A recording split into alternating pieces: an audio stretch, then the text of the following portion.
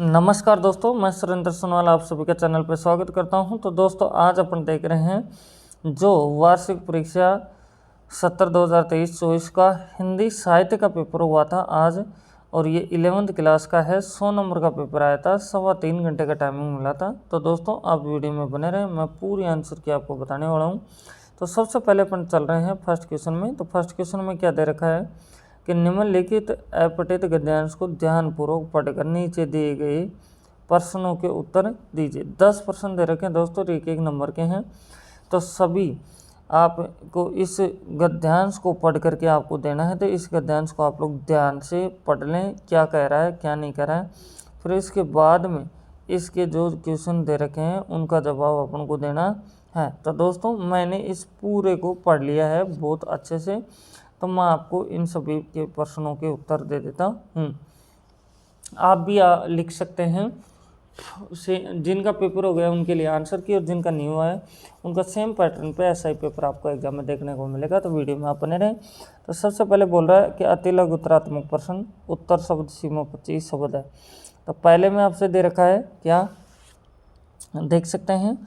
तो बोला जा रहा है साहस की जिंदगी की सबसे बड़ी पहचान क्या होती है। तो इसका आंसर सुनेंगे, फिर मेरे हाथ के द्वारा लिखा हुआ है पूरे आंसर, तो वो भी मैं आपको दिखा दूंगा। तो अभी तो पहले तो वैसे देख लें, मैं बोल के बता देता हूँ। तो पहले आंसर आएगा, साहस की ज़िंदगी की सबसे बड़ी पहचान होती है कि वह बिल्कुल बेखौफ और बिल्कुल निडर होती है। ये आपका आंसर हो जाएगा। दूसरे क्वेश्चन में, साहसी मनुष्य की सबसे बड़ी पहचान क्या होती है। तो इसका आंसर होगा, वह इस बात की तनिक भी चिंता नहीं करता है कि तमाशा देखने वाले लोग उसके बारे में क्या सोच रहे हैं। यह आंसर हो जाएगा गद्यांश के अनुसार। तीसरे में बोला जा रहा है, सिंह तो अकेला रहकर ही मगन बना रहता है। पंक्ति के माध्यम से लेखक क्या संदेश देना चाहता है। तो तीसरे क्वेश्चन का आंसर होगा, कवि यह संदेश देना चाहता है कि मनुष्य को अकेले ही अपने जीवन में आगे बढ़ना चाहिए, झुंड में तो भैंस और भेड़ चलते हैं। तो चौथे क्वेश्चन में क्या है, जो आदमी यह महसूस करता है कि किसी महान निश्चय के समय वह साहस से काम न ले सका, जिंदगी की चुनौतियों को अपना न सका, वह सुखी नहीं हो सकता। यह कथन किसने कहा। तो इसका आंसर अपन देखेंगे चौथे क्वेश्चन का। तो चौथे क्वेश्चन का आंसर होगा, ध्यान से सुनेंगे आप लोग, यह कथन अर्नल्ड डी बेनेट ने कहा है। किसने कहा है? अर्नल्ड डी बेनेट ने कहा है। यही पूछ रहा अपन से कि यह कथन किसने कहा। तो अर्नल्ड डी बेनेट ने कहा है। फिर 5वें में बोला जा रहा है, जीवन में बड़े मौकों पर साहस न दिखा पाने से व्यक्ति के साथ क्या घटित होता है। तो इसका आंसर सुनेंगे। इसका आंसर आएगा, जीवन में बड़े मौकों पर साहस न दिखाने वाला व्यक्ति निरंतर अपनी आत्मा के भीतर आवाज़ सुनता रहता है, एक ऐसी आवाज़ जिससे वह सुन सकता है और जिसे चाहकर रोक भी नहीं सकता है। यह आपका आंसर हो जाएगा। फिर छठे में दे रखा क्या, उपयुक्त गद्यांश का उचित शीर्षक क्या है। तो इसका उचित शीर्षक होगा दोस्तों, साहस की जिंदगी। इसका कथन का मतलब भी क्या है, साहस की जिंदगी जीना। फिर अपन चलते हैं यहाँ से 7 क्वेश्चन में। तो इसमें बोला जा रहा है, क्या देख सकते हैं, ठीक वक्त पर जिंदगी से कौन भाग खड़ा होता है। तो इसका आंसर आएगा साहसी व्यक्ति। कौन आएगा? साहसी व्यक्ति। फिर इसमें है, झुंड में चलना और झुंड में रहना किसका काम है। तो इसका आंसर आ जाएगा गाय और नहीं, इसका यह आंसर नहीं आएगा, यह आपका आएगा भैंस और भेड़ का। फिर उसके बाद में है 9वां क्वेश्चन। तो इसमें क्या दे रखा है देख सकते हैं कि तुम साहस नहीं दिखा सके, कायर की तरह भाग खड़े हुए, यह किसकी आवाज़ आती है। तो यह आती है आत्मा की। किसकी? आत्मा की। 10वां क्वेश्चन में बोला जा रहा है अपन से, क्या देख सकते हैं आप लोग, बोला जा रहा है आपको साहसी मनुष्य की पहचान होती है। साहसी मनुष्य की पहचान क्या होती है।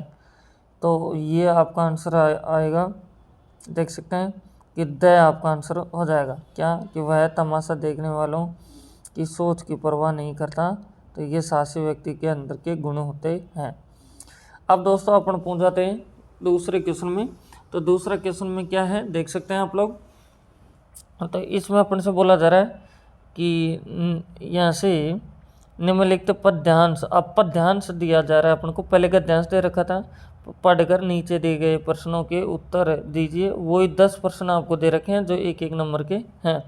तो दोस्तों मैंने इसको भी पढ़ लिया है, अच्छे से देख लिया है, तो आप भी देख लें और इसको पढ़ लें आराम आराम से। तो फिर उसके बाद में जितने क्वेश्चन हैं उनका जवाब आप लोग दे सकते हैं। तो मैं पहले क्वेश्चन पे पहुंच चुका हूं, तो पहले क्वेश्चन का आंसर आपको मैं दे देता हूं। तो इसमें क्या दे रखा है ये भी आप लोग देख सकते हैं। तो पहले क्वेश्चन में है, कवि ने सामाजिक अशांति का क्या कारण बताया है। तो इसका आंसर होगा आर्थिक भौतिक सुख सुविधा का अभाव होना सामाजिक अशांति का कारण है ना। दोबारा सुनो, आर्थिक, फिर आर्थिक लिखने के बाद में आप लिखेंगे और भौतिक सुख सुविधाओं का अभाव होना सामाजिक अशांति का कारण है। तो दूसरे क्वेश्चन में क्या तरीका है, शांति का प्रथम न्यास किसे बताया गया है। तो इसका आंसर होगा शांति का प्रथम न्यास समाज में न्याय सुलभता है ना, समाज में न्याय सुलभता है। इस पद्यांश के अनुसार आंसर हो जाएगा। अब चलते हैं तीसरे में। तो तीसरे में क्या तरीका देख सकते हैं। तो इसमें बोला जा रहा है प्रस्तुत कविता में निहित संदेश क्या है। तो इसका तीसरे का आंसर होगा दोस्तों कि कवि यह संदेश देना चाहता है कि हमारे जीवन में शांति नहीं है जब तक मनुष्य के सुख भोग में नहीं समाया हो, सुख भाग में नहीं समाया हो, इसलिए हमें हमारे जीवन में सुख शांति रखनी चाहिए। फिर इसके बाद में है चौथा क्वेश्चन जिसमें बोला जा रहा है कृत्रिम शांति किस बात से डरती है और क्यों। तो चौथे क्वेश्चन में आंसर होगा कृत्रिम शांति अपने आप से डरती है क्योंकि जहाँ शांति स्वाभाविक रूप से न्याय के आधार पर स्थापित नहीं होगी वह शांति नकली होगी। फिर इसके बाद चल रहे हैं छठे क्वेश्चन में। तो बोला जा रहा है किस प्रकार की शांति राज करती है। तो इसका आंसर होगा न्याय और समानता से स्थापित शांति राज करती है। ये आपके आंसर हो जाएंगे दोस्तों। तो अब चलते हैं अपन लोग नेक्स्ट क्वेश्चन के ऊपर। तो इसमें क्या है ये भी आप लोग देख लें। तो अपन चल रहे हैं यहाँ से नेक्स्ट क्वेश्चन, उत्तर का चयन करना है, ऑब्जेक्टिव क्वेश्चन है। तो दोस्तों इसमें दे रखा अपन को क्या कि प्रस्तुत काव्यांश में छंद प्रस्तुत हुआ है। तो इसका आंसर होगा आपका चौपाई। फिर साथ में बोला जा रहा है सार सिद्धि दुर्लभ है पंक्ति में अलंकार है। तो ये होगा आपका अनुप्रास अलंकार। फिर आप चल रहे हैं आगे अपन लोग यहाँ से आठवें में। तो इसमें दे रखा कृत्रिम शांति किससे डरती है। तो ये है मनुष्यता से। फिर 9वें क्वेश्चन में है जो शांति श्रद्धा भक्ति प्रणय और नर के ऊंचे विश्वासों पर टिकी होती है वह मनुष्य में किस पर राज करती है। ये है आपका आंसर होगा हृदय पर। किस पे, हृदय पर। तो अब चलते हैं नेक्स्ट के अंदर अपन लोग। तो ये 10वां क्वेश्चन आता है तो जिसमें दरका है निम्न में से दुर्लभ का विलोम है। तो इसका आंसर हो जाएगा सुलभ। क्या आंसर हो जाएगा, सुलभ आपका आंसर आ जाएगा दोस्तों। तो दोस्तों आप सभी ने देखा, तो अगर चैनल पे फर्स्ट टाइम विजिट कर रहे हैं चैनल को सब्सक्राइब कर ले, बेल आइकन प्रेस करें, अपने दोस्तों के पास शेयर करें। तो अब मैं मेरे हाथ के द्वारा जितने भी ये मैं आंसर बता रहा हूँ लिखे हुए हैं तो उनको मैं आपको दिखा देता हूँ। तो दोस्तों ये देख सकते हैं पहला क्वेश्चन आ जाता है अपने पास में और पहले क्वेश्चन का पहला ये आंसर है, दूसरे का ये, तीसरा ये, चौथा ये और पांचवा ये। इसके बाद में आगे की देखो यहाँ से 5 तक मैंने बता दिए हैं। तो ये आपका छठा क्वेश्चन आ जाता है, 7वां 8वां 9वां 10वें का आंसर हो जाता है। सभी ये आंसर हैं। फिर इसके बाद में देख सकते हैं दूसरा क्वेश्चन था जिसका पहला ये आंसर होगा, दूसरा ये, तीसरा ये आपका आंसर हो जाएगा। फिर उसके बाद में चलते हैं दोस्तों इसके चौथा ये आ जाता है और 5वां ये आ जाता है। 5 तक का आपका हो गया है। अब चलो मैं और भी दिखा देता हूँ आपको। देखो दोस्तों 5 तक आपने उसमें देख लिया था। अब मैं बात कर रहा हूँ छठे क्वेश्चन की। तो यह आंसर है 7 का ये, 8 का और ये 9वें का और 10वें का आंसर हो जाता है। दोस्तों मैंने बोल के बता दिया है, तो इसलिए आप अब देख सकते हैं आराम को जिसमें भी डाउट है। अब 5वां क्वेश्चन है, इसमें इसी पेज में लिखा हुआ है और भी मैं दिखा दूंगा। 5 में 4 क्वेश्चन है, जिसके अंदर पहला का आंसर ये होगा, दूसरे का ये, तीसरे का ये और चौथे का ये आंसर हो जाएगा दोस्तों। तो अब चलते हैं वापस अपन क्वेश्चनों के ऊपर। अब पहुंच चुके हैं दोस्तों, अपन लोग देख सकते हैं तीसरे क्वेश्चन में। तो 6 नंबर का ये क्वेश्चन है। तो क्या बोला जा रहा है, निम्नलिखित तो पद्यांश की सप्रसंग व्याख्या कीजिए। तो सप्रसंग व्याख्या आपको करनी है दोस्तों, देख सकते हैं आप लोग इसको ध्यान से पढ़ेंगे और फिर इसके बाद में इसकी सप्रसंग व्याख्या लिख देंगे। तो यहाँ तक अपना ये पूरा हो जाता है। फिर चौथे क्वेश्चन में चलते हैं। तो चौथे क्वेश्चन में भी आपको क्या बोला जा रहा है कि 6 नंबर का प्रश्न है और कहा जा रहा है कि निम्नलिखित गद्यांश की सप्रसंग व्याख्या कीजिए। तो इस गद्यांश को आप ध्यान से पढ़ेंगे, देखेंगे और फिर इसका आप सप्रसंग व्याख्या कर देंगे। तो आप चलते हैं अपन लोग खंड ब में। देख सकते हैं दोस्तों 5वां क्वेश्चन आता है। तो 5वें के अंदर आपको पहला क्वेश्चन है, निम्नलिखित बहुविकल्पिक प्रश्नों के उत्तर में से एक का चयन कीजिए। तो पहला क्वेश्चन था, किसकी मृत्यु का प्रभाव मकबूल के मन पर गहरा पड़ा। तो यह आंसर आ जाएगा आपके पास में, दादा की मृत्यु का। किसका, दादा की मृत्यु का, है ना, दादा, ये सॉरी दादा की मृत्यु यहाँ है, मैंने गलत पढ़ लिया था। फिर इसके बाद में, जिस समय शरत के छोटे नाना मणि को मार रहे थे उस समय शरत कहाँ जाकर छिप गया था। तो दूसरे का आंसर होगा आपका गोदाम में। क्या होगा, गोदाम में। तो अब चलो दोस्तों इसके तीसरे क्वेश्चन में। तो तीसरे में क्या दे रखा है आप लोग देख सकते हैं आराम से। तो तीसरा जो दे रखा है, इसमें दे रखा है, पाठ में पावड़ा कहा गया है। तो पावड़ा किसको कहा गया है, तो ये कहा गया है दोस्तों, यहाँ से यह आपका द आंसर आ जाएगा, जिसमें है बांस के 2-3 फीट लंबे डंडे को। फिर चौथे में बोला जा रहा है, आवारा मसीहा के लिए विष्णु प्रभाकर को पुरस्कार दिया गया था। तो इसका आंसर होगा, किसने दिया था, ये साहित्य अकेडमिक पुरस्कार ने। ठीक है दोस्तों, इस तरह से अपना हो जाता है। तो अब चल रहे हैं अपन लोग यहाँ से छठे क्वेश्चन में। तो छठा क्वेश्चन में क्या है देख सकते हैं आप लोग। तो यहाँ से 2 नंबर का क्वेश्चन है ये। फिर इसमें अपन से बोला जा रहा है, आप लोग ये भी ध्यान से देखेंगे, 2 नंबर के क्वेश्चन थे। तो छठे में बोला जा रहा है, संचार माध्यमों के संदर्भ में द्वारपाल से क्या तात्पर्य है। फिर अपने पास में 7वां क्वेश्चन, जन संचार की दृष्टि से इंटरनेट की उपयोगिता बताइए। 8 में निम्न में से किन्हीं 3 प्रश्नों का उत्तर दीजिए। तो पहला प्रश्न है आपके पास, गोपनीय प्रतिवेदन किसे कहते हैं। पहला ये हो गया। तो अब चलो इसमें ये देख सकते हैं 3 का जवाब देना है, 5 आपको दे रखे हैं, 4 ये रे और 1 अपन ने पढ़ लिया है। तो इसमें दूसरे में आपसे ये देख सकते हैं क्या है, तीसरा देख सकते हैं, चौथा देख सकते हैं और 5वां भी आप देख सकते हैं। तो अब 9वें क्वेश्चन की बात कर लेता हूँ। तो मैं 9वें क्वेश्चन में क्या है दोस्तों, बोला जरा भाव व अनुभाव में क्या अंतर है। 10वें में बोला जा रहा है आपको क्या देख सकते हैं, छंद रचना में यति व गति से क्या तात्पर्य है। 11 क्वेश्चन में बोला जा रहा है, दी गई स्थिति या घटना के आधार पर निम्न में से किसी एक पर दृश्य लेखन कीजिए। ये अपन से बोला जा रहा है। तो ये 5 नंबर का क्वेश्चन है। फिर अपने पास में बोला जा रहा है, यहाँ से देख सकते हैं कि ये अपने पास में ये दे रखा था, इसमें बेरोजगारी के बारे में ये दे रखा है। तो फिर इसके बाद में 12 क्वेश्चन में आ जाते हैं। तो 12 क्वेश्चन में क्या है देखेंगे आप लोग। तो यहाँ से आपके पास 12 क्वेश्चन में है कि जिला शिक्षा अधिकारी अजमेर की ओर से प्रधानाध्यापक राजकीय उच्च माध्यमिक विद्यालय श्रीनगर को एक कार्यालयी पत्र लिखिए, जिसमें कक्षा 11वीं के कमजोर विद्यार्थियों के लिए गणित व रसायन विज्ञान विषय की अतिरिक्त कक्षाओं को लगाना सुनिश्चित किया गया हो। तो ये आपके सामने दे रखा है दोस्तों।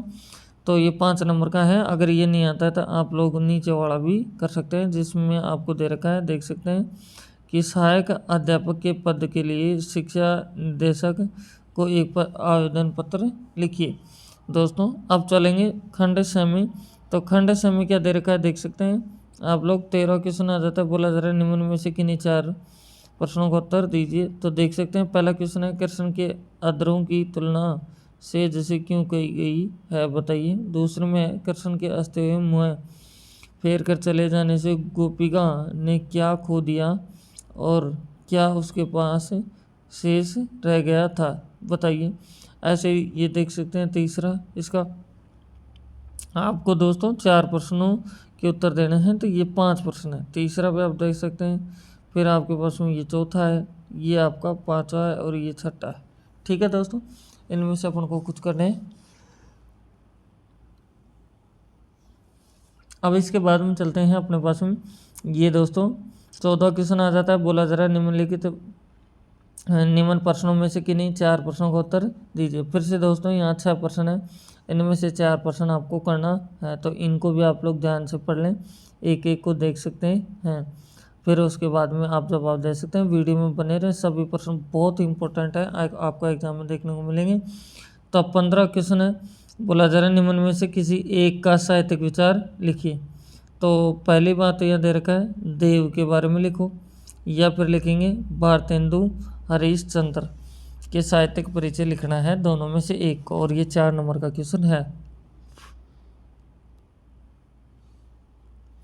फिर आपको 16 क्वेश्चन दे रखा है, मुरली तऊ गोपाल ही भावती पद में एक सखी दूसरी सखी से क्या कहती है, स्पष्ट कीजिए। 5 नंबर में अगर ये नहीं आता तो आप ये कर सकते हैं कि बादल को गिरते देखा है कविता में कवि नागार्जुन ने कालिदास और बादलों को लेकर अपने क्या भाव व्यक्त किए हैं, बताइए। ये अपन से पूछा जा रहा है। तब देखेंगे आप लोग 17 क्वेश्चन, जिसमें अपन से दे रखा है क्या कि बंगले पर पहुंचकर भव्य पुरुष और उसके दोस्त के मध्य क्या बातें हुई, टॉर्च बेचने वाले कहानी के आधार पर स्पष्ट कीजिए। अब ये बुक का क्वेश्चन है दोस्तों, ये नहीं आता तो ये भी कर सकते हैं आप कि जिस प्रकार ट्रेन बिना इंजन के नहीं चल सकती, ठीक उसी प्रकार हिंदुस्तानी लोगों की को कोई चलाने वाला हो। पंक्ति के माध्यम से भारतेंदु जी ने अपने देश की खराबियों के मूल कारण खोजने के लिए क्यों कहा। फिर इसके बाद में 18 क्वेश्चन है, जिसमें बोला जा रहा है हुसैन की कहानी अपनी जबानी पाठ के आधार पर मकबूल के पिता के व्यक्तित्व में कौन कौन सी विशेषताएं उभर कर सामने आती हैं, बताइए। ये अपन से पूछा जा रहा है। तब चलते हैं दोस्तों आगे। इसके तो हम ये देख सकते हैं, आप ये कर सकते हैं आराम से। फिर मैं चलता हूँ 1900 क्वेश्चन में। तो 1900 क्वेश्चन तरह का मेरे को कि मैं उनसे बहुत कुछ सीख सकता हूँ, आज से वे मेरे गुरु हुए। उक्त कथन किसके संदर्भ में कहा गया है दोस्तों। फिर उसके बाद हम बात करते हैं यहाँ से, अगर ऊपर वाला नहीं आता तो ये कर सकते हैं, बेटा जाओ और ज़िंदगी को रंगों से भर दो। मकबूल हुसैन के अब्बा ने उन्हें यह बात किस संदर्भ में कही थी। तो दोस्तों इस तरह से पूरा पेपर अपना हो जाता है। अगर चैनल को फर्स्ट टाइम विजिट करें, चैनल को सब्सक्राइब कर ले, बेल आइकन प्रेस करें और अपने दोस्तों को शेयर भी करें। तो thank you, best of luck. फिर मिलते हैं नेक्स्ट वीडियो में।